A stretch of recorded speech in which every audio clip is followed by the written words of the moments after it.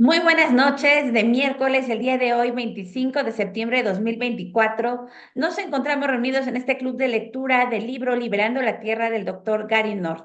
Ya llegamos al capítulo 5 y estoy muy contenta que esta noche me acompaña en la lectura Rosana Fábrega desde Argentina y Leslie Rivera desde Guatemala. Su servidora Leida Paredes desde México. Seremos juntas las tres, las lectoras de esta noche y posteriormente con las demás personas que están reunidas en esta sala de Zoom, nos quedaremos a hacer el análisis de lo aprendido en este capítulo 5 y hacer la oración que acostumbramos a hacer por nuestros países. Entonces, bienvenida Rosana, adelante con la lectura. Muchas gracias. Capítulo 5. La liberación del individuo. Jesús les dijo a los judíos, de cierto os digo que todo aquel que hace pecado, esclavo es del pecado. Y el esclavo no queda en la casa para siempre, el Hijo sí queda para siempre. Así que, si el Hijo os libertare, seréis verdaderamente libres. Juan 8:34-36. Adán era hijo de Dios. Él perdió su condición de hijo cuando se colocó bajo un nuevo gobernante, Satanás. Cristo, el segundo Adán, vino a la tierra para restaurar a su pueblo la condición de hijos que el pueblo había perdido. Es el Hijo de Dios quien hace a los hombres libres. Él los trae a Dios, el Padre. Jesús les dijo, yo soy el camino y la verdad y la vida. Nadie viene al Padre sino por mí. Juan 14:6. Jesús, en su gracia, adopta gente como parte de su familia regenerada y ética. Ya no son más hijos desheredados. No hay duda que hay una paternidad universal de Dios y una humanidad universal del hombre. Los hombres son todos hermanos, tal como Caín y Abel. Son hermanos llenos de odio y envidia, y son todos creados a imagen de Dios. Y de una sangre ha hecho todo el linaje de los hombres, para que habiten sobre toda la faz de la tierra, y les ha prefijado el orden de los tiempos y los límites de su habitación, para que busquen a Dios y si en alguna manera, palpando, puedan hallarle, aunque ciertamente no está lejos de cada uno de nosotros, porque en él vivimos y nos movemos y somos. Hechos 17, 26, 28a. Los teólogos liberales y los humanistas han llegado a conclusiones fatales respecto a la paternidad universal de Dios y a la hermandad universal del hombre. Tal fraternidad es una hermandad de condenación. Es éticamente obligado que cada persona escape de esta hermandad. Es la filialidad adoptiva, no filialidad creada, la única que ofrece vida y esperanza eterna. Adelante, Leslie. La liberación interior. Los cristianos predicamos el Evangelio a los perdidos. Asumimos que hay un punto de contacto entre los salvos y los perdidos. Si no existiera este, ¿cómo podríamos comunicarnos los salvos con los perdidos? Tal punto de contacto existe. Es la imagen de Dios en cada hombre.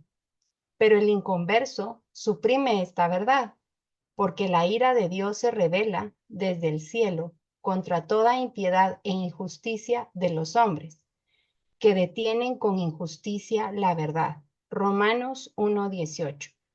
Esto es una ignorancia activa. Los inconversos suprimen el testimonio de la creación, inclusive el testimonio de su propio ser, el testimonio de Dios y la ira de Dios, porque la palabra de la cruz es locura a los que se pierden, pero a los que se salvan, esto es, a nosotros, es poder de Dios. Primera a los Corintios 1:18. Pero el hombre natural no percibe las cosas que son del Espíritu de Dios, porque para él son locura, y no las puede entender, porque se han de discernir espiritualmente. En cambio, el espiritual juzga todas las cosas, pero él no es juzgado del Señor, no es juzgado de nadie. Porque ¿quién conoció la mente del Señor? ¿Quién le instruirá? mas nosotros tenemos la mente de Cristo. Primera a los Corintios 2, 14 al 16. Entonces, ¿cómo puede recibir el hombre inconverso las cosas del Espíritu? ¿Cómo puede liberarse? Por la gracia de Dios. Esta es la única forma como se puede liberar. Tiene que recibir la mente de Cristo. La justicia de Cristo le es imputada, no por ninguna obra que haga, sino simplemente por la gracia de Dios. Porque por gracia sois salvos por medio de la fe, y esto no de vosotros, pues es don de Dios, no por obras, para que nadie se gloríe. Efesios 2, del 8 al 9. La liberación exterior. Pero nosotros no somos salvos para sentarnos ociosamente, esperando la venida de Jesús del cielo para liberarnos de todos los problemas. Hemos sido salvos, dice Pablo, para desempeñar las buenas obras que Dios nos ha preparado de antemano, porque somos hechura suya, creados en Cristo Jesús para buenas obras, las cuales Dios preparó de antemano para que anduviésemos en ellas. Efesios 2:10. Una meta importante de la liberación personal es la liberación externa. Los redimidos deben comenzar a transformar el mundo a su alrededor por medio de sus buenas obras. Deben dar buen fruto. Jesús advirtió: guardaos de los falsos profetas, que vienen a vosotros con vestidos de ovejas, pero por dentro son lobos rapaces. Por sus frutos los conoceréis. ¿Acaso se recogen uvas de los espinos o higos de los abrojos? Así, todo buen árbol da buenos frutos, pero el árbol malo da frutos malos. No puede el buen árbol dar malos frutos, ni el árbol malo dar buenos frutos. Todo árbol que no da buen fruto es cortado y echado en el fuego. Así que por sus frutos los conoceréis. Mateo 7, 15 al 20. Adelante, Rosana. La falsa liberación. Los teólogos marxistas de liberación se presentan ante los hombres como cristianos. Ellos pretenden predicar el programa divino de la revolución violenta, la reeducación, la planificación estatal de arriba hacia abajo, la expansión militar y la abolición de la propiedad privada. Doquiera se impone el marxismo, baja el nivel de vida. Los refugiados empobrecidos huyen a través de las fronteras y se erigen alambrados de púas y muros en las fronteras. Los líderes de la revolución tienen que forzar a la gente a quedarse dentro de su paraíso. ¿Por qué?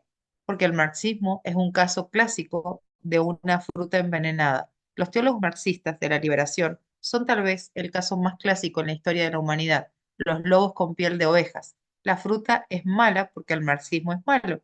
No hay otra palabra para ello, es malo. El marxismo destruye a los hombres. Uy, se me fue. El marxismo destruye a los hombres y a las sociedades en el nombre de la liberación. Ofrece falsas esperanzas y luego aplasta a quienes responden. En cada revolución marxista, los líderes que sobreviven encarcelan o ejecutan a sus antiguos camaradas. La revolución se devora a sus propios hijos, pero no a tiempo.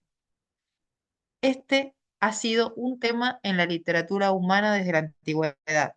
Cronos es el dios que se comió a todos sus hijos, excepto a un hijo que escapó, Zeus, el que luego destruyó a Cronos. Cronos era el dios del tiempo, conocido en la mitología romana como Saturno, el dios de la revolución. Él era el dios del festival del caos, la Saturnalia. ¿Cuál es el meollo del error de toda religión falsa? Es que los hombres pueden salvarse por sus buenas obras. Este es el callejón sin salida de la humanidad. Los hombres ya están bajo el enjuiciamiento de Adán. Necesitan gracia, no obras, para llegar a ser parte de la familia de Dios. Leslie. El determinismo ambiental. Un error relacionado es el determinismo ambiental. Los hombres culpan a su medio ambiente por su pecado. Cuando Dios vino a Adán y le preguntó si había comido del fruto prohibido, ¿qué le dijo a Adán? La mujer que me diste por compañera me dio el árbol y yo comí. Génesis 3:12. Entonces Dios confrontó a la mujer. ¿Qué le dijo ella? La serpiente me engañó y yo comí. Versículo 13. En resumen, tú lo hiciste, Dios. Es realmente tu culpa. Tú nos diste un medio ambiente deficiente. Tú dijiste que era bueno, pero no era bueno. Nos permitió pecar. Ellos culparon a Dios por su pecado. Satanás, por supuesto, no dijo nada, porque Dios no le preguntó nada. Satanás fue maldecido. Adán y Eva fueron castigados. El suelo fue maldecido. Dios no es un determinista ambiental. Él culpa a los pecadores por sus pecados. Romanos 9, 14 al 23. Tal vez el marxismo es la religión determinista más exitosa de la historia del hombre. El marxista cree que ese cambio positivo en la sociedad solo puede venir cuando las fuerzas impersonales de la historia están presentes. Las buenas intenciones de los hombres no valen nada. Solo las fuerzas históricas importan. Marx fue bien claro acerca de esto en su famoso prólogo en su libro de 1859, el año en que se publicó El origen de las especies por Darwin. Contribución a la crítica de la economía política. Este es un documento muy largo y bastante teórico, pero el mundo entero ha sido revolucionado por él. El resultado general a que llegué y que una vez obtenido sirvió de hilo conductor a mis estudios puede resumirse así. En la producción social de su vida, los hombres contraen determinadas relaciones necesarias e independientes de su voluntad, relaciones de producción que corresponden a una determinada fase de desarrollo de sus fuerzas productivas materiales.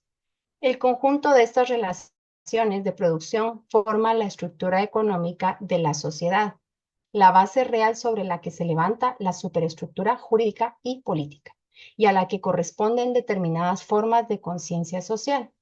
El modo de producción de la vida material condiciona el proceso de la vida social, política y espiritual en general. No es la conciencia del hombre la que determina su ser, sino, por el contrario, el ser social es lo que determina su conciencia.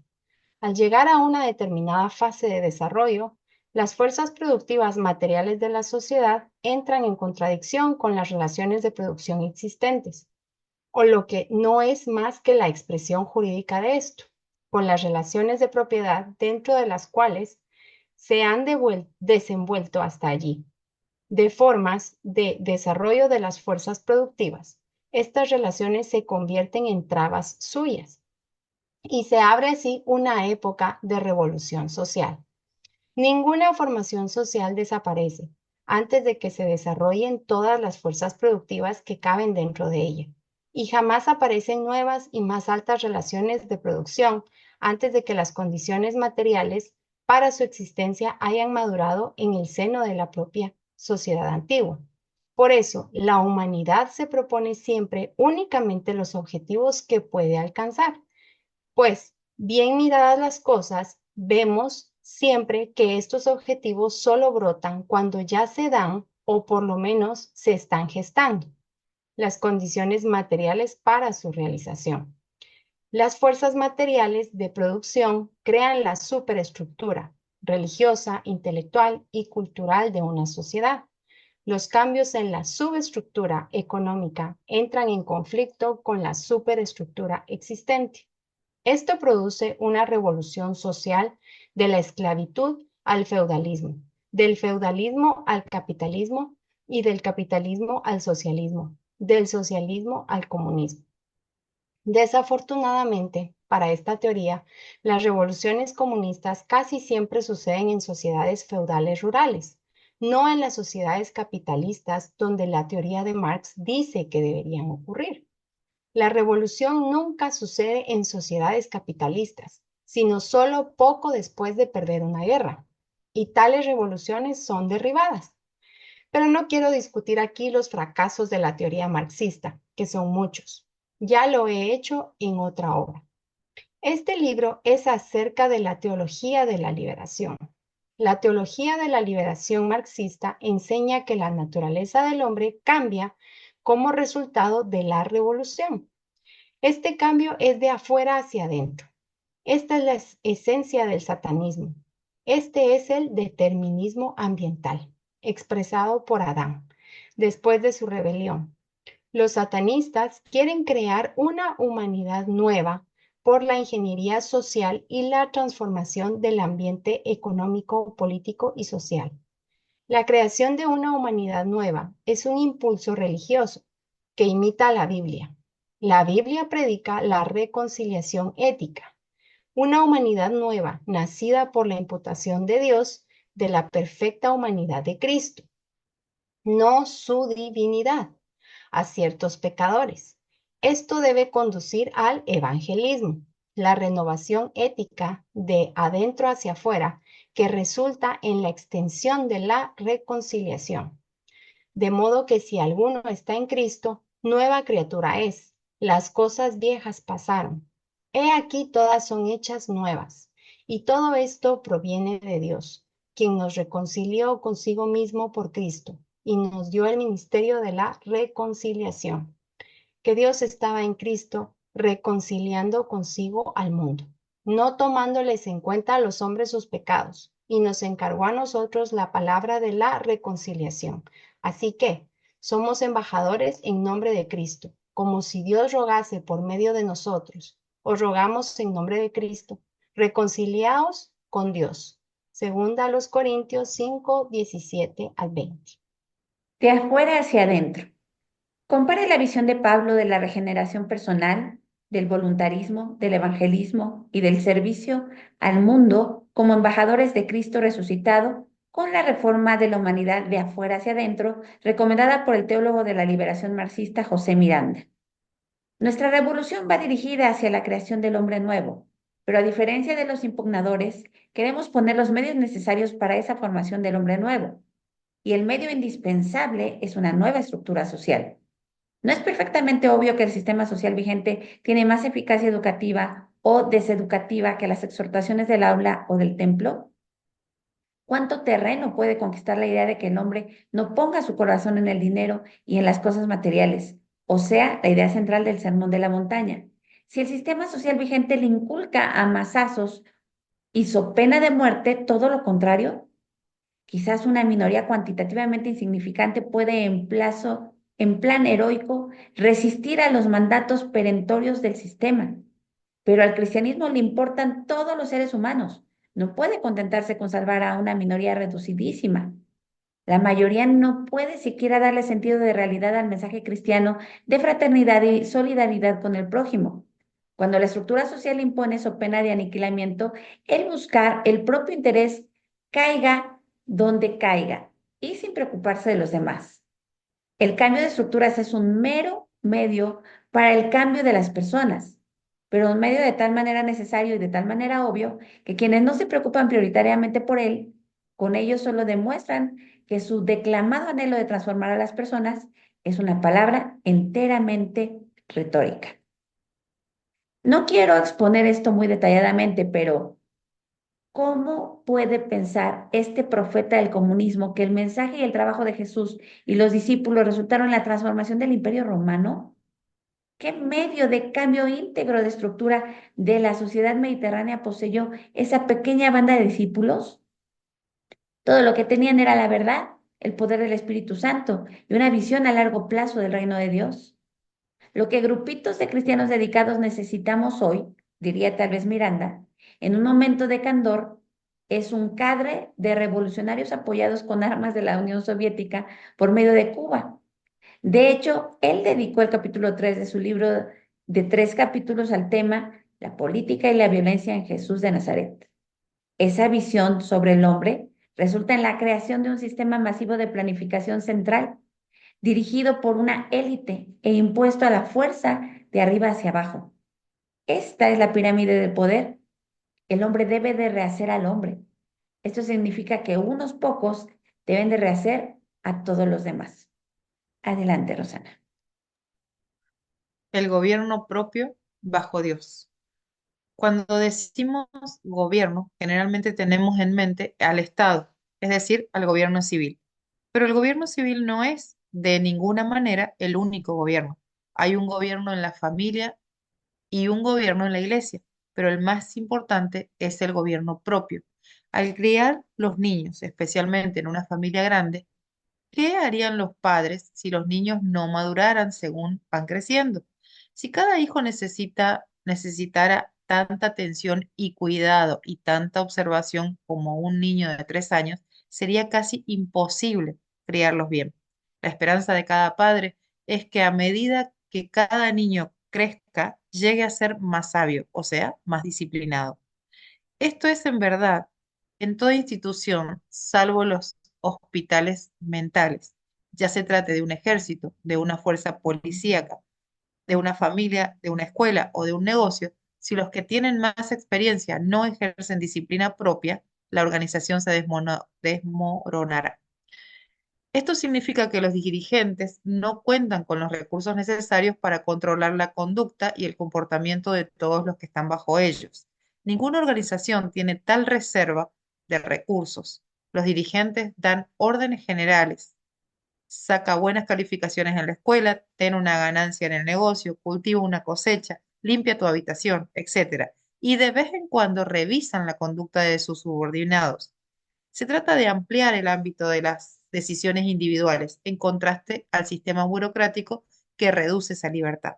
La jerarquía de Dios es un sistema de abajo hacia arriba, como un tribunal de apelaciones.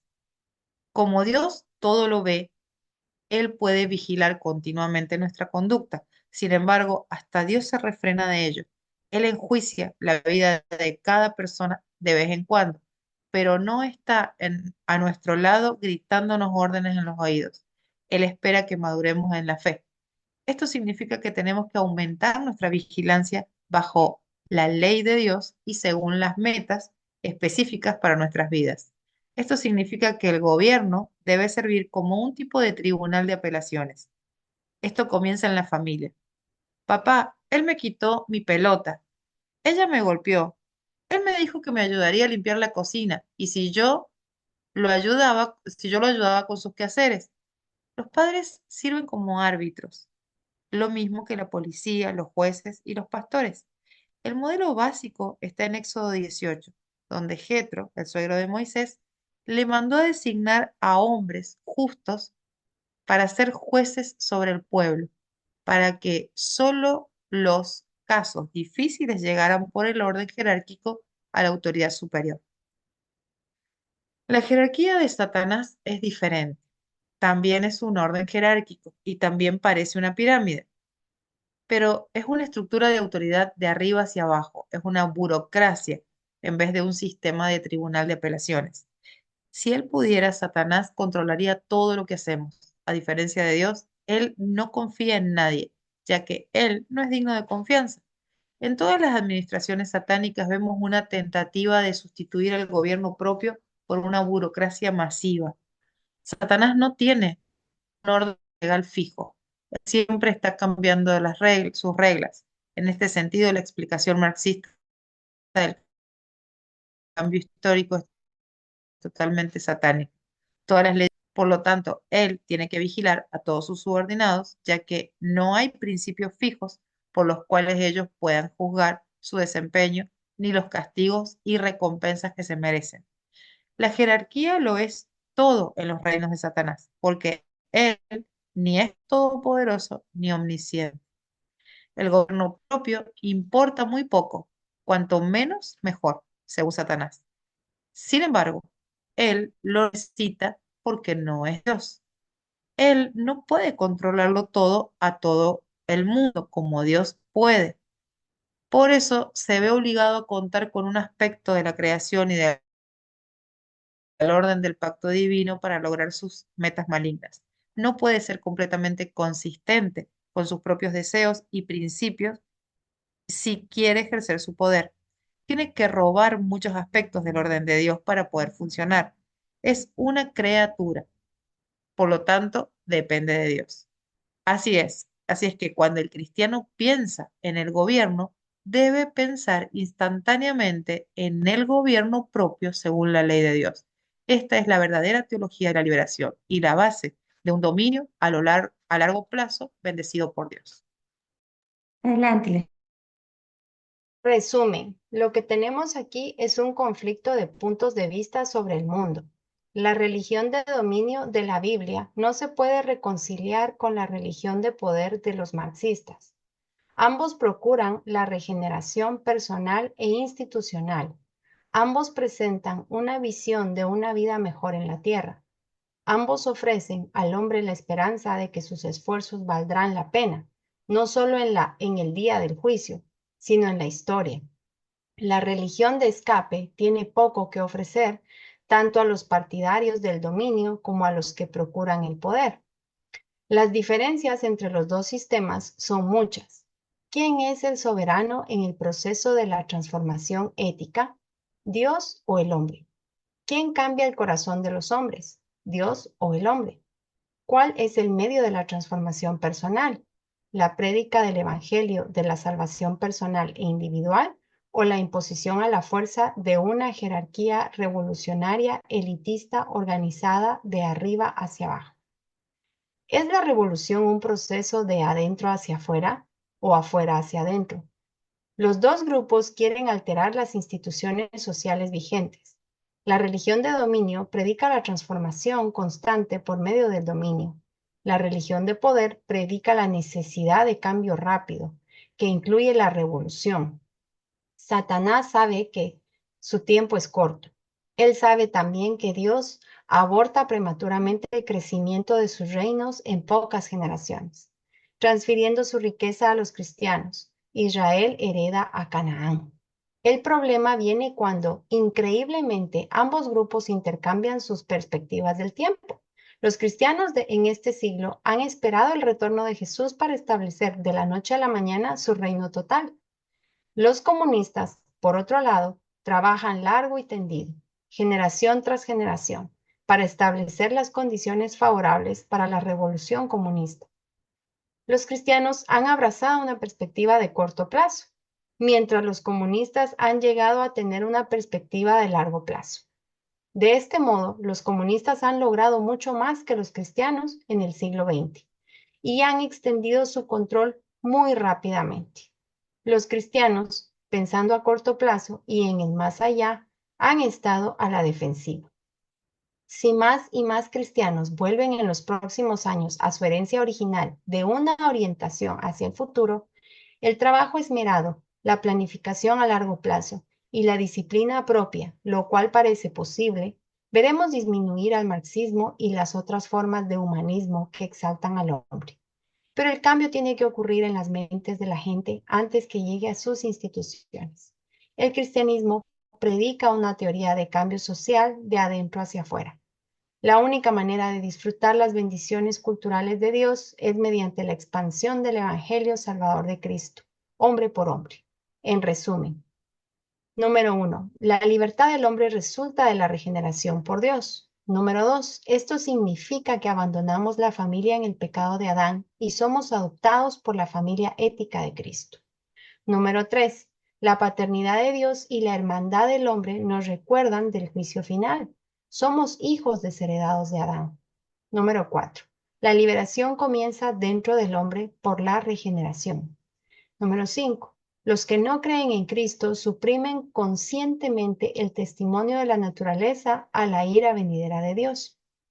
Número 6, el hombre tiene que ser regenerado antes que pueda responder en fe al Evangelio. Número 7, cuando se convierten, los hombres comienzan a alterar sus vidas para conformarse cada vez más a la ley de Dios. 8, la liberación se extiende hacia afuera, a partir del hombre hacia las instituciones humanas. 9, el marxismo predica el determinismo ambiental. 10, los marxistas enseñan que el medio ambiente social del hombre debe cambiar antes que la humanidad pueda cambiar. 11, su meta es la creación de una humanidad nueva. 12, esto se logrará por la revolución, la tiranía, la ingeniería social y la reeducación, la indoctrinación. 13, el Estado es la agencia central de planificación y coerción. 14, el concepto bíblico del gobierno se basa sobre el gobierno propio bajo Dios. 15, madurar en la fe cristiana significa un gobierno propio cada vez mayor. 16, esto significa aumentar el alcance de las decisiones individuales. 17, las jerarquías bíblicas son esencialmente tribunales de apelación. 18, En los reinos de Satanás, las jerarquías son esencialmente burocracias establecidas de arriba hacia abajo. 19. Estas dos cosmovisiones rivales no se pueden reconciliar con éxito. Hasta aquí queda la lectura del capítulo 5 del día de hoy. Vamos a quedarnos todos los miembros del club de lectura a hacer comentarios de un contenido muy rico, muy amplio y agradezco a todos los que se dieron cita en esta sesión de Zoom. A partir de mañana en el canal de YouTube de su servidora Leida Paredes van a poder encontrar esta grabación y van a poder encontrar todos los capítulos anteriores desde la introducción de este maravilloso libro. Los invito a todos los que vean estas grabaciones a que comenten en la caja de comentarios de cada video sus aprendizajes. Si tienen alguna pregunta, que también la puedan escribir. Para mí va a ser un gusto poderles contestar y propiciar el diálogo, la interacción y que podamos entre todos compartir los aprendizajes de esta lectura. Me quedo entonces con los miembros del club de lectura para hacer comentarios de este capítulo 5.